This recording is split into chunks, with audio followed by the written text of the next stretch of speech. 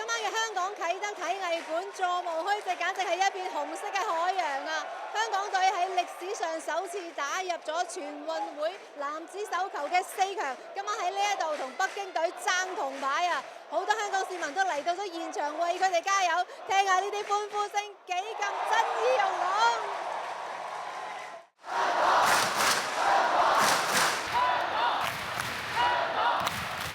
現場香港家拍掌嘅助威聲亮響徹全場，香港球迷自發着上紅色波衫，形成紅色熱浪。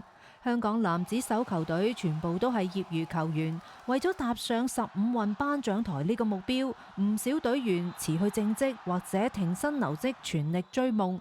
正係呢一份熱愛感動咗香港市民。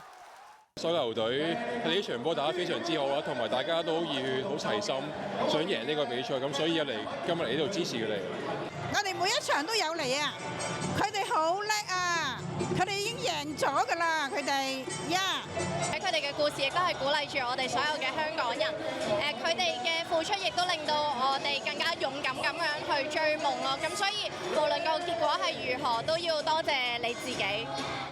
儘管主場嘅氣氛非常之好，但係香港隊喺2號種子北京隊面前都未能夠佔到便宜。力戰之下，以25比33不敵北京隊，獲得第4名。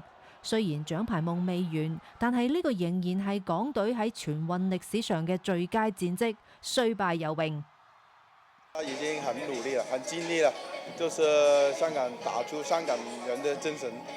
就是我覺得每個隊員、所有人、教練，我們也做了我們最好的就是表現。佢哋每一個嘅報導，每一個嘅支持打氣，都令到我哋充滿信心。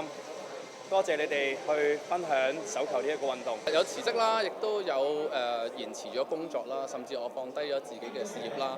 咁我哋搏嘅都係一個機會，可以將香港嘅手球啦，係打到一個歷史性最好嘅一個成績。因為今年全運會真係我哋形容為天時地利人和啦，感受到好大嘅支持啊！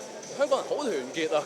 所以由手球發展到體育界嘅發展到即係香港人嘅團結性，我覺得都係一個好大嘅貢獻。所以呢樣嘢我哋係覺得係好開心，係預期唔到咁滿足嘅。支持香港。